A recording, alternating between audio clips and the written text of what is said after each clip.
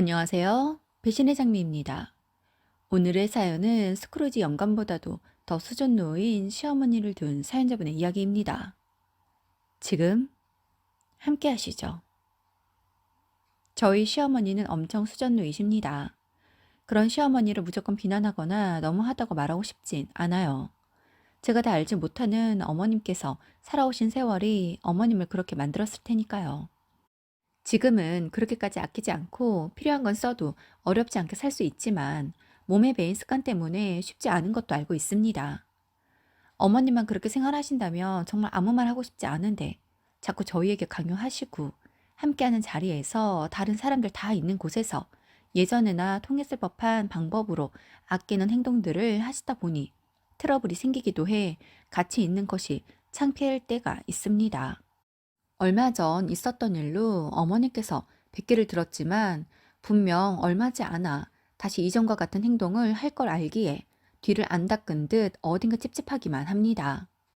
제가 무조건 어머님을 이해만 해드려야 하는 건지 너무 고민이지만 같은 상황이 반복된다고 해도 이제는 더 이상 어머님을 이해만 하지는 않으려고 합니다. 제가 처음 남편과 결혼 약속해 어머님을 배웠을 때 어머님은 제게 요즘 사람들 낭비가 심하다며 그저 여자는 아끼고 또 아끼며 살림을 해 집안 단도리를 야무지게 해야 한다는 말씀들을 하셨습니다. 결혼한다는 자식이 걱정돼 충분히 하실 수 있는 말씀이니 알겠다고 하며 어머님 말씀을 들었었습니다. 결혼을 준비하면서 어머님은 계속 저희에게 저렴한 식장, 저렴한 드레스 등을 이야기하며 비용을 줄이라고 말씀하셨고, 신혼여행도 멀리 갈 거 뭐 있냐며 우리나라도 좋은 곳 많다고 부산이나 다녀오라고 하셨었습니다. 어머님이 그러실 때면 남편이 어머님에게 요즘 식장들 다 비슷하다. 드레스도 헤어 메이크업이랑 묶어서 저렴하게 한 거다. 일생에 한 번뿐인 신혼여행 알아서 적당한 곳으로 다녀오겠다라고 하면서 이야기했기에 어머님 말씀에 서운해하거나 대꾸를 할 생각은 안 했습니다. 결혼하고 처음으로 시부모님을 저희 집에 초대했던 날이었습니다. 어머니는 들어오는 현관부터 해서 온 집안을 꼼꼼히 샅샅이 둘러보시더군요. 당시 저희는 10년 된 아파트에 전세로 들어간지라 벽지가 상해 도배만 새로 해서 들어갔습니다. 그런데 어머님은 남의 집에 살면서 돈 아깝게 도배는 뭐하러 했냐고 하십니다. 10년 동안 한 번도 도배를 안 한 집이라 조금 밝게 도배를 해야 할 것 같아 보여 했을 뿐인데 버럭 화를 내는 어머님을 보니 내가 뭘 잘못한 건가? 전세 살면 도배도 하면 안 되는 건가 싶더라고요.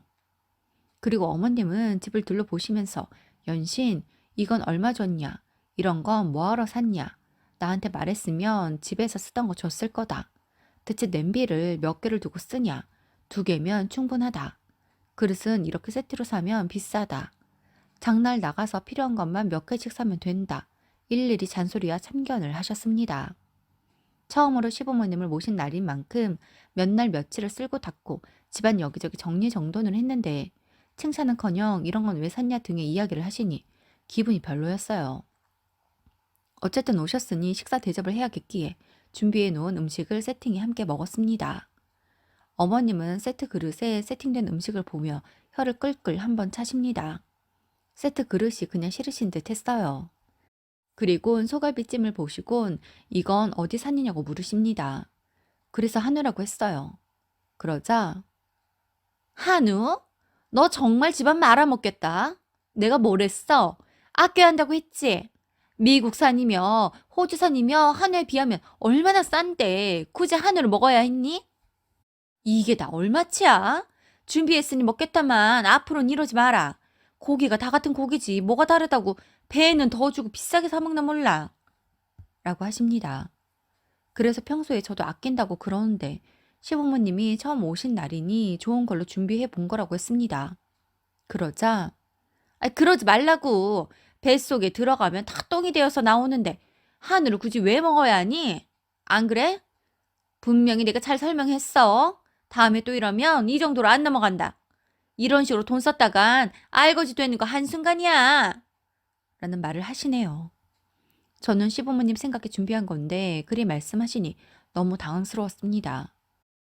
남편이 우선은 준비한 거니 드시라고 하자 못 이기는 척 드시며 비싸다고 더 맛있지도 않다. 이거 사기 당한 것 같다. 하느라고 해봐야 대체 뭐가 다르다는 거냐 등의 말을 하시며 식사를 하는 모두를 불편하게 하셨습니다. 그렇게 체할 것 같은 식사를 마치고 과일을 내어왔습니다. 어머니는 과일을 보더니 이 과일은 또 어디서 샀냐고 합니다. 사감 선생님한테 검사를 받는 듯 한마디 한마디 하기가 겁이 나더라고요. 그래서 집안 마트에서 샀다고 했습니다. 그러자 어머니는 조금만 더 걸어 나가면 시장도 있는데 그거 걷기 힘들어서 집 앞에서 샀냐고 하십니다. 그래서 어머니께 집안 마트에도 저렴한 가격에 맛있는 과일이 있다고 했습니다. 그러자 어머니는 시장에 가면 덤도 주고 문 닫을 시간에 가면 값도 깎아준다며 제가 살림을 할 줄 모른다며 혀를 차셨습니다. 그날은 어머님의 잔소리와 핀잔만 잔뜩 들었고 어머님은 저희 가정의 앞날이 걱정이라며 머리가 아파 더는 못 있겠다며 화를 내며 돌아가셨습니다. 시부모님이 모두 돌아가시고 속상해하는 저를 남편이 안아주며 어머님께서 워낙 어렵게 살아오셔서 소금 한 톨도 아끼는 분이라 그렇다고 다 이해하라고는 하지 않겠지만 그냥 살아온 세월이 그래서 그렇다고 생각해 달라고 합니다. 그러면서 다음부터는 그냥 우리 집에서 모시지 말자고 이렇게 한번 했으면 되었다고 합니다. 남편 얘기를 들어보니 어머님이 어려서 잘 사는 집에서 자라셨는데 어머님의 아버지가 노름을 해 재산을 다 잃어 길에 나앉게 되었었고 그로 인해 돈은 있어도 없어질 수 있다는 것을 알고 언제까지나 잘 살 수만은 없다는 것을 깨달아 그때부터 정말 아끼고 아끼며 살게 되었다고 합니다. 마당도 있는 좋은 집에 살던 어머님은 한순간에 남의 집, 쪽문 하나 있는 문간방에서 6식구가 살게 되었고 매일 피죽 먹기도 힘들었다고 합니다. 당장에 학교도 사치였기에 공장에 나가 일을 해야 했다고 해요.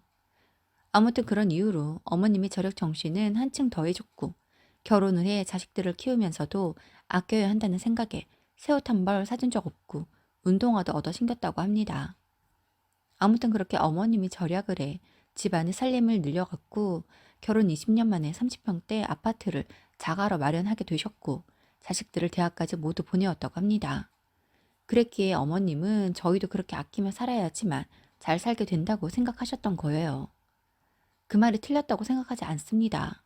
맞아요. 아껴야 하지요. 저희 부부도 과소비는 절대 하지 않습니다. 필요한 것들을 아끼며 살아요. 이후 명절이라 시댁에 갔습니다.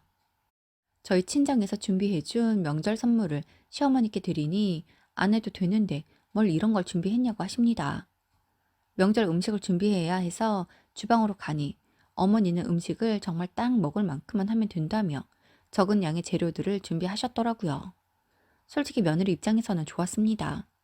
갖가지 음식을 했지만 상에 올리고 저희가 한 번 먹을 정도, 딱 그 정도의 양이었습니다. 그렇게 명절을 지내었습니다. 그리고 저희가 친정으로 갈 때 어머님은 아무것도 주지 않으시더라고요. 저희 친정에서 선물을 보내었기에 하다못해 들어온 선물들 중 하나는 쥐어주실 줄 알았는데 어머님은 잘 가라고 하시며 저희에게 반찬 하나 싸주지 않으셨습니다. 내심 서운했어요. 남편은 그런 제 마음을 읽었는지 가는 길에 우리가 사가자며 대형마트로 가 굴비 세트를 사왔습니다. 저희 부모님은 저희 시댁에서 보낸 것인 줄 알고 받으셨지요. 이후 시아버지의 생신 때였습니다. 어머니께서 집에서 지낼 거라면서 집으로 오라고 하십니다. 그래서 꽃과 선물, 용돈을 챙겨서 시댁으로 갔습니다. 어머님은 저희를 보자마자 꽃은 무슨 꽃이냐며 차라리 돈으로 가지고 오라고 하십니다. 조금은 예상했던 말이었어요. 이내 식사를 차렸는데 일반적인 식사와 크게 다르지 않더라고요. 밑반찬에 미역국이 다였습니다. 남편이 어머니께 엄마, 그래도 아버지 생신인데 갈비찜이라도 하지 그러셨어요.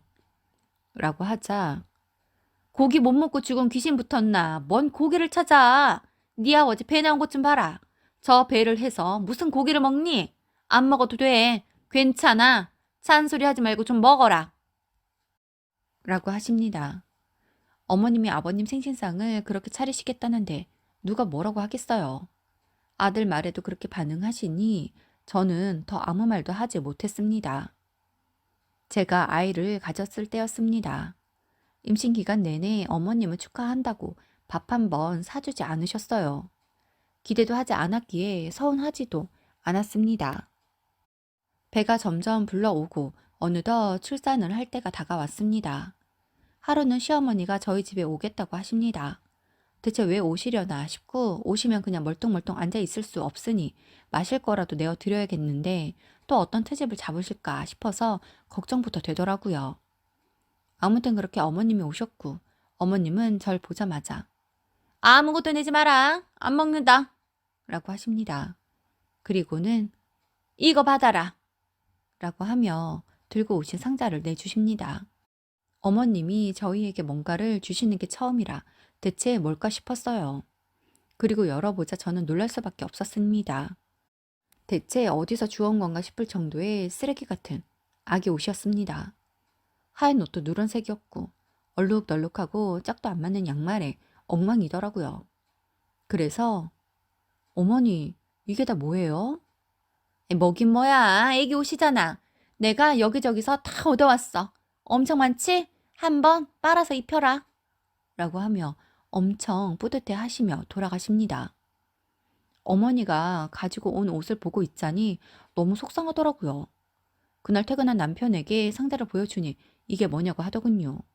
그래서 어머님이 가지고 오신 거라고 이야기하니 한숨을 푹 쉬더니 알겠다고 자신이 알아서 처리하겠다고 합니다. 그리고는 미안하다고 하네요. 며칠 뒤 어머님에게서 전화가 옵니다. 그래서 전화를 받으니 어머님은 다짜고짜 제게 너 집안 말아먹을 거야? 내가 학교에 잘 산다고 했지? 시애미가 애 옷을 그렇게나 구해다 줬으면 돈 10만 원이라도 쥐어줘야 하는 거 아니니? 넌 진짜 생각이 없다. 어쩌자고 아들이랑 내 사이를 이간질하는 거니? 내가 그렇게 절약하는 여자 만나라니까 지 좋다고 결혼하더니 이렇게 씀씀이가 해픈 애를 데리고 올 줄이야. 너 만에 하나 지금보다 살림살이가 어려워지면 나한테 온갖 소리 들을 각오 해야 할 거야. 알겠어? 라고 하십니다. 뱃속에 아이가 있는 며느리에게 그렇게 말을 하고 싶을까요? 너무 화가 나더라고요. 어머니, 정말 그렇게 말하고 싶으세요? 저희 아이잖아요. 어머님 첫 손주잖아요. 그런데 그렇게 쓰레기 같은 옷을 주고 싶으세요? 저도 아이 물건이면 옷 다 사야 한다고 생각하지 않아요. 저도 중고 마켓에서 구매해 놓은 것들도 있어요. 그래도 웬만해야 입히죠. 아무리 세탁해도 누런 옷을 어쩌라고 주신 거예요? 짝도 안 맞는 양말을 꼭 신겨야 해요? 그거 입고 신기는 거 잠시인데 뭐가 어때? 집에서 입혀. 싫어요. 정도가 너무 심하잖아요. 야, 그거 내 친구 손주들 입던 거야. 더러운 거 아니라고. 애들 셋밖에 안 입었다더라. 아직 애들 둘은 더 입혀도 되는 옷들이라고. 어머님의 말이 어이가 없었습니다. 어머니, 그런 옷 어머님이나 입으세요. 전 저희 아이에게 저 정도의 옷은 도저히 못 입히겠네요. 야, 너 미쳤니? 나보고 입으라고? 그리고 너 내가 누군지 잊었어? 내가 네 시어머니야, 시어머니. 그냥 내가 말하면 네 하면 될 것이지. 왜 그렇게 말대꾸를 해? 그게 네가 할 짓이야? 어? 이게 보자 보자 하니까 나를 물러하나? 너 이런 식이면 앞으로 네 인생 힘들어질 줄 알아. 알겠어? 네? 제 인생이 왜요? 어머님, 그럼 어머니는 절 물러보셨어요? 어머님 아끼고 사시는 이유도 알고 그래서 저희에게도 그렇게 하시는 거 알아요. 그런데 정도가 있는 거 아니에요? 적당해야 따르죠. 이건 너무 심하잖아요. 그 옷들 다 갖다 버렸어요. 그래도 아까우면 어머님이 다시 주워다 아껴두셨다가 아가씨 시집가서 애 낳으면 입히라고 주시던가요. 라고 했습니다. 어머니께 하고 싶은 말들을 쏘아대니 속이 시원했습니다. 어머니는 제게 그런 말들을 듣고는 제 남편에게 전화를 해 자신이 인생 다 살았나 보다며 며느리에게 별소리를 다 듣는다고 우시더랍니다.